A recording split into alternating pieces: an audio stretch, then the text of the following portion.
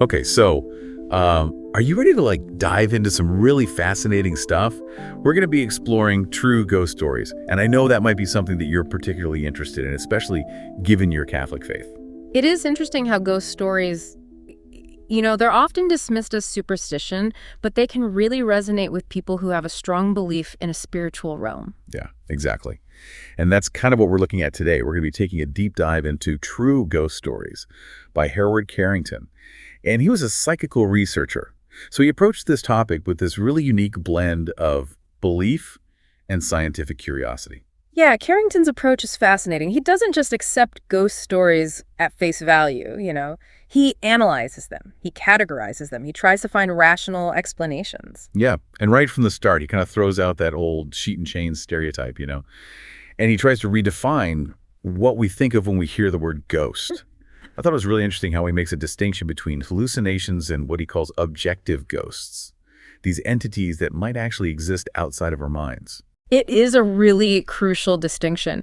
He's pushing us to consider that maybe some of these experiences aren't just figments of our imagination, but maybe glimpses into a reality that extends beyond our normal perception. Yeah, and then there are these death coincidences he talks about, these stories of people seeing apparitions of loved ones at or near the exact moment of their death. I mean, how can that just be a coincidence? It's a very compelling question, isn't it? And it makes you think about certain Catholic beliefs, like the communion of saints, the idea that we're all connected in the spiritual realm. So maybe these death coincidences are a manifestation of that connection, a way for loved ones to offer comfort or a final farewell.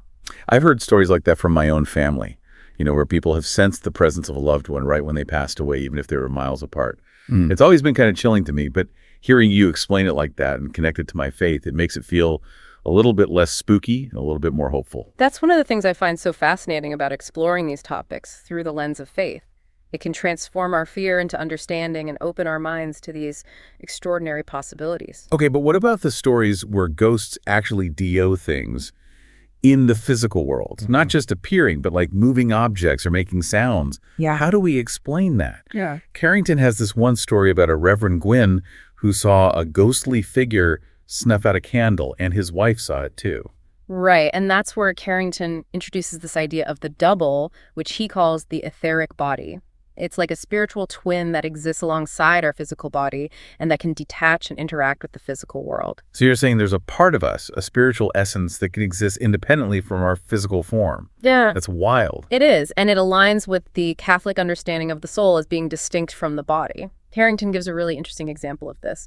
He tells the story of a Reverend Newnham whose double seemingly visited his fiancée, and both of them corroborated this experience. It's almost like saying that we're not limited to our physical bodies. Our spirits could potentially connect with loved ones even after death. It's kind of overwhelming to think about, but also incredibly comforting. It is. And then Carrington shares this account from Andrew Jackson Davis, who was a clairvoyant. And Davis describes witnessing the soul separating from the body at the moment of death.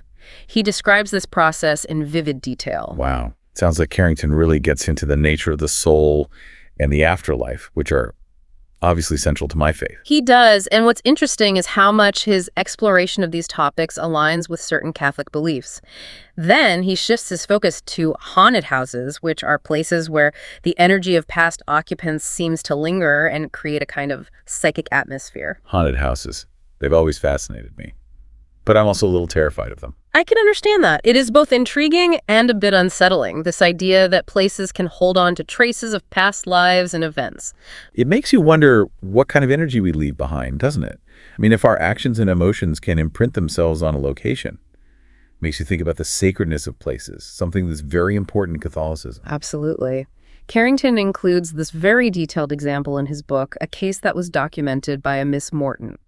She meticulously recorded all the hauntings in her own home, apparitions, moving objects, even her dog reacting to unseen presences. A dog sensing a ghost.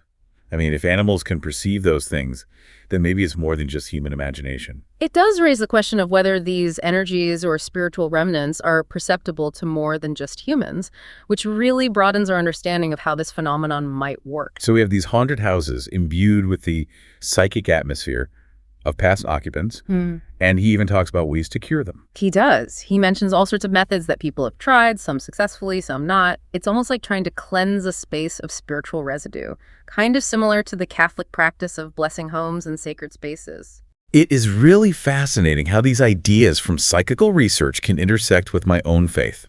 This deep dive is already making me see things in a whole new light. It really is, isn't it? Yeah. It's fascinating seeing how these ideas connect with your beliefs. There's one question that Carrington brings up that I always find kind of funny. What's that? Well, he talks about whether ghosts wear clothes. Whether ghosts wear clothes. It sounds silly, right? But when you think about Now that you mention it, most ghost stories describe apparitions that are dressed in some way. But why would a spirit need clothes? that's the question. If ghosts are spiritual beings, why would they need to be fashionable? Some theories suggest that when they partially materialize, they're using ectoplasm, which is like the spiritual energy, to create not only their forms, but also clothing. So they're like weaving themselves ghostly garments. Wow. That's wild. But it makes me wonder, are we kind of imposing our own expectations on these encounters? Do we see clothes because that's what we expect to see? That's another interesting possibility. Maybe our own minds, shaped by all the cultural narratives and our beliefs, are influencing how these apparitions appear to us. It's like our expectations are creating a template for the experience. It's all so mysterious. And speaking of mysteries, what about all those ghost hunting shows that try to capture evidence of spirits? Do they ever find anything concrete?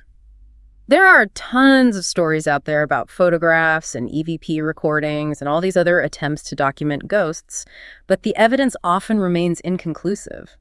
I think part of the challenge is that these phenomena seem to exist outside the realm of our normal senses. Yeah, it makes you wonder if we even have the tools to capture proof of something so ethereal. Yeah. I've always been a little bit skeptical of those shows.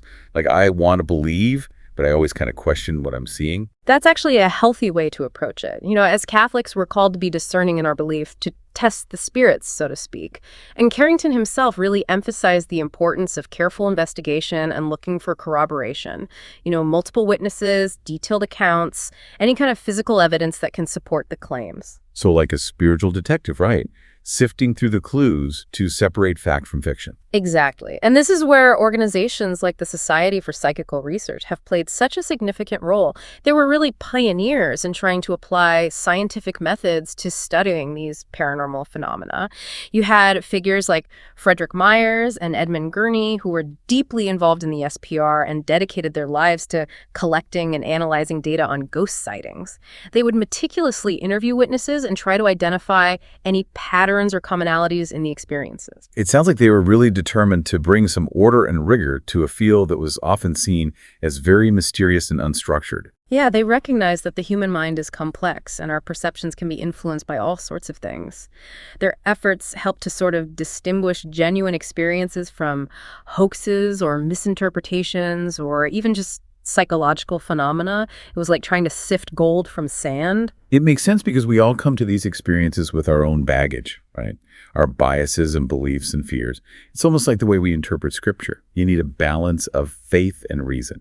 That's a beautiful analogy. It really is about discernment, approaching these topics with an open mind but also a critical eye. So with all of his research and analysis, what did Carrington ultimately conclude about ghosts? Well, he acknowledges that not all ghost stories are credible, but he says there are enough well-documented cases to suggest that there's this spiritual dimension that intersects with our own. He argues that we shouldn't just dismiss these accounts outright, that we should be willing to consider the possibilities. It sounds like he's challenging us to step outside of our comfort zones and expand our understanding of what's possible. He is. And for those seeking a deeper connection to the spiritual realm, his work is like a treasure trove. He's basically saying, keep an open mind, and you might just see something truly extraordinary. I have to say, I'm starting to feel that sense of wonder already. That's the beauty of these deep dives. They push us to re-examine what we think we know and open ourselves to new perspectives. It's like peeling back the layers of reality and finding something profound underneath. We've talked about haunted houses and ghostly attire, but what about the reasons ghosts appear? Are they trying to tell us something? Ah, yes. What do ghosts want? That's the eternal question. Carrington explores a bunch of theories, but ultimately he says that their motives are often a mystery. So we may never know for sure. Do some seem to have a purpose, though? Some do. Some appear to be seeking help, trying to right a wrong, or maybe they're lost, confused, or even trapped between worlds. It makes me think of the Catholic concept of purgatory. The state of purification after death, where souls might need prayers and intercession to move on. That's an interesting parallel. Perhaps some of these hauntings aren't malevolent, but actually reflect souls that need our spiritual assistance. It's a much more compassionate way to look at it. Instead of being afraid of ghosts, we might see them as opportunities for prayer and outreach. Exactly. It transforms the fear into compassion and spiritual understanding. We've been focusing on Carrington, but were there other notable figures who studied ghosts with this same blend of belief and scientific rigor? Many researchers followed a similar path, driven by a desire to understand the mysteries of the paranormal.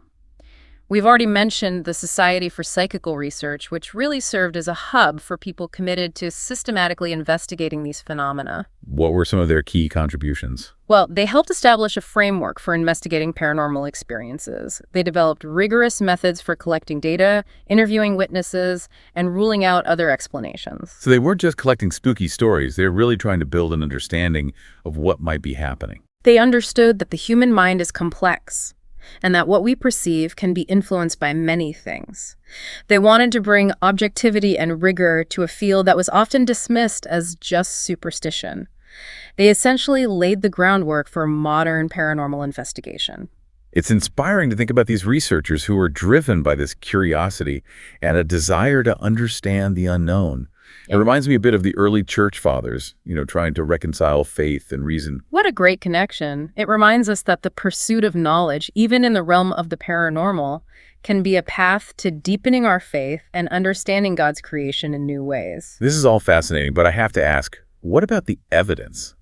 Has there been any really compelling evidence for ghosts that has kind of stood the test of time? Well, there have been many attempts to document ghosts, and some cases have become quite famous. One that comes to mind is the Brown Lady photograph taken at Raynham Hall in England. It shows this figure descending a staircase, and it has sparked tons of debate about its authenticity. Oh, I've seen that photograph. It's pretty creepy. It is. But even with something that seems like compelling visual evidence, there's always this ongoing debate. Some experts believe it's genuine, while others think it's a hoax, or a double exposure, or something else entirely. It highlights how challenging it is to prove the existence of something that goes against our normal understanding of reality. So the mystery continues. But even without definitive proof, these stories have a way of captivating us and making us question what we think we know about the world. They tap into something deep within us, this sense of wonder and possibility. You're absolutely right. Even if we can't definitively prove that ghosts exist, the stories themselves serve as potent reminders that there might be more to reality than meets the eye. They encourage us to think about life and death and the nature of consciousness and the potential for existence beyond the physical. It's almost like these whispers from beyond the veil, beckoning us to consider the vastness of creation and the possibility that we're part of something much greater than ourselves. And for someone of faith, those whispers can be particularly meaningful because they resonate with the belief in a God who transcends our limited understanding. It's a glimpse into the eternal, reminding us that our journey doesn't end with this physical life. This deep dive has really been eye-opening. I'm looking at ghost stories and even my own faith in a whole new way. That's what makes these explorations so rewarding. They enrich our understanding of ourselves, the world around us, and ultimately our relationship with the divine. I'm really grateful for this conversation. It's given me a lot to think about, and I'm sure our listeners are feeling the same way. I'm sure they are. And remember, this journey doesn't end here. There's always more to learn and more to explore and more to discover about the mysteries of the spiritual realm. Yeah, it's really incredible to consider all these different ideas and stories. I feel like I'm walking away with this sense of awe, and I just want to know more. It's so true. That's what I love about exploring these topics. They make you curious, and they invite you to just dive in and see what's out there. Thinking about all the stories we've talked about makes me wonder about the role of faith in all this. Did Carrington ever address how someone's belief system might affect their experiences with the paranormal? He did. He actually talked about how our beliefs and what we expect to see can shape how we perceive the paranormal. He said that people from different cultures and religions will often describe ghosts and spirits in ways that line up with their own beliefs. So someone like me, a devout Catholic, might be more likely to see a ghostly encounter through the lens of my faith. Maybe like I would think it's a message from a loved one in purgatory or a visitation from a saint. Exactly. Your faith can give you a framework for understanding these experiences. It can bring comfort and meaning to something that could otherwise be scary or confusing. And this is what makes these ghost stories so powerful for people of faith. They tap into this belief in a spiritual reality that goes beyond the material world. It does make my faith stronger, to think that there might be more to this world than what we can see and touch. To think that even in death, we might not be completely gone, our spirits could still exist and maybe even connect with our loved ones. It's a very beautiful and hopeful thought. And even though Carrington approached this topic from a scientific perspective, his work points to a realm that goes beyond what science can explain, a realm that really aligns with the spiritual truths of many faiths. This has been an amazing deep dive. It's given me a completely new way of looking at ghost stories and even my own faith, and a fresh sense of wonder about the world. That's wonderful to hear. And always remember, this exploration doesn't end here. Keep searching, keep asking questions, and be open to the amazing things that might be hidden just beyond our sight. I definitely will. Thank you so much for joining me on this journey into these fascinating true ghost stories. And to all our listeners, may your curiosity lead you and your faith light your way.